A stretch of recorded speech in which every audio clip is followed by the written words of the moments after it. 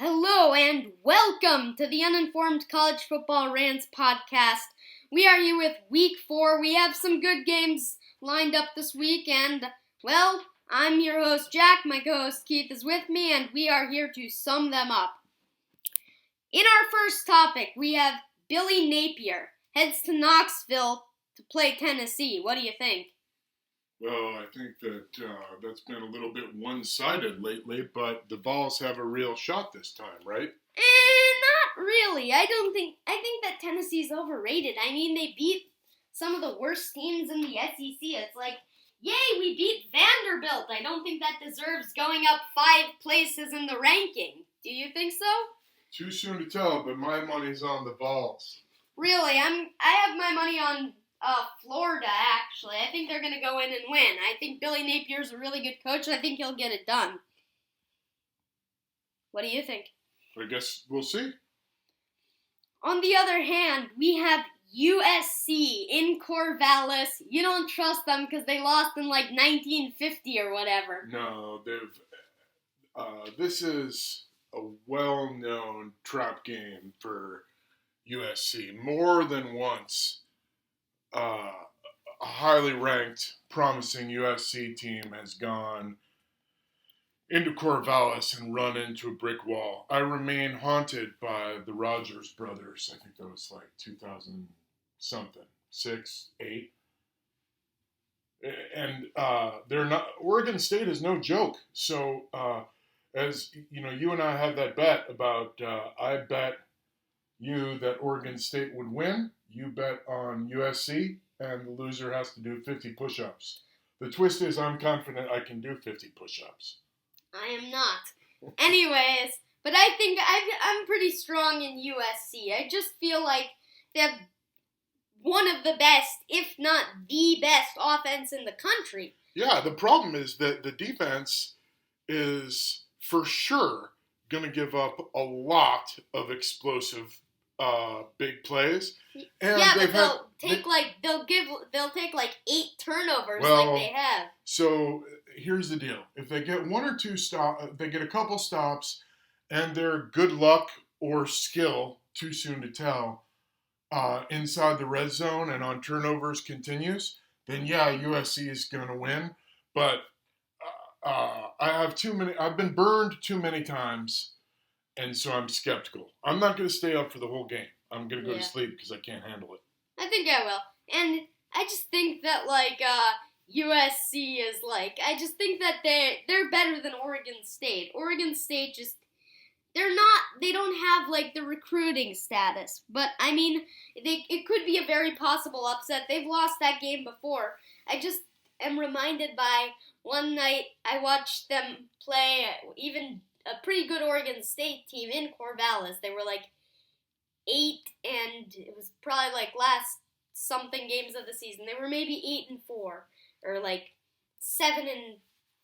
or I don't know. But USC was terrible. JT Daniels, and they beat them. And I just don't think Oregon State can hold this offense this year. What do you think? We'll see. Now, we are going on to our next topic, Ole Miss. On the topic of the USC, they had a string of bad coaches after Pete Carroll. They had Steve Sarkisian, as we talked about on an earlier episode, fired after losing and being drunk at a pep rally. Now, after that, they decided to hire this guy, Lane Kiffin. He never got drunk at a pep rally, but he lost as much as Sarkisian, and he was fired while waiting on an airline tarmac. What do you think of that? Well, he's done a good job at Ole Miss, and I enjoy his cocky, spunky attitude. Yeah, I mean, I like him. I mean, I like Ole Miss a bit because I am, former SC coach. I like his, personality. He has a big personality. It's amazing how he's managed to win so much in the SEC after losing so much at SC. But I don't think that it's, super shocking because he went in to Nick Saban and he got his act together and he started being a good coach again. What do you have to say about that? Nothing to add. We'll see how he does over the course of the season. If he beats Alabama, he's there to stay, but, I mean, that's a big ask. Right. I mean, it's pretty hard to beat Alabama. Now, on to our next topic, we have Clemson. As much as I hate to say it, they could possibly return to the CFP. Yeah, very strong team. Well, they play in a conference of cupcakes. The SEC, the ACC, it's not exactly an elite conference. I mean, there's Miami and Clemson.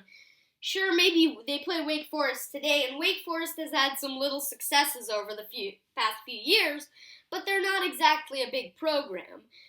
They had Florida State until Jimbo Fisher left, and now they're like sort of a mess and stuff.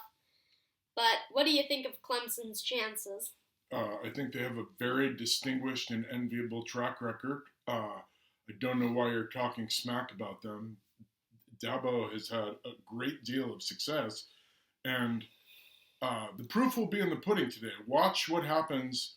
Watch whether the defensive line just completely collapses Wake's front. Yeah, I mean, Wake Forest, if they beat Wake Forest, Who is not a joke, by the way. Who's not a joke, not by all means, but I think that it's sort of a trap game for them. I think that they could very easily lose, and if they do, their CFP hopes are dashed. But if they win, then they have to beat Miami, they have to beat Pitt, they have to beat any other SEC team or ACC team, and if they win that, then I think that they'll make the CFP. I'm much, much more confident in Clemson than in USC today. Really? Yeah. You know what? I'm picking Wake Forest. It's a trap game, I'm telling you. USC, I think the USC-Oregon State game is going to be close, but really I think SC is going to pull out. On the other hand, I think that Clemson's going to fall into like a pit that they can't get out of. Wake Forest has a really good offense, and their defense is like, they lost Brent Venables. I think that that's a big L for them. On to our next topic, Wisconsin, Ohio State. Wisconsin, they took an early season loss to Washington State. That's sort of embarrassing, I think. But, how do you think they're going to do in Ohio State, Columbus? Well, I'm going to pray very earnestly that Wisconsin puts all the pieces together and that their running attack is able to have some success and they're able to have a couple stops, but it's basically hopeless. I think that they have no shot of going to the horseshoe and prevailing, no matter how much I want them to. You know what? I think they have a very small chance. I just don't think they're going to do it.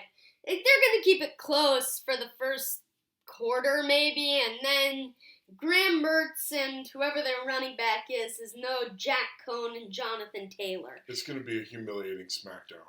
Yeah, I think they beat them one year, but, that's not going to happen. Because, right. Paul Chryst, great coach, but, they're not, elite. Or near elite. They're not going to win the Big Ten West. No way. Now on to this question. Big Ten West is wide open. Iowa is looking less than amazing. Who wins the Big Ten West? I don't know. What do you think? Get ready for a shock. But I think that Minnesota is going to win the Big Ten West. They have those, do they still have those super duper shiny helmets? Yeah. Those kind of freak me out.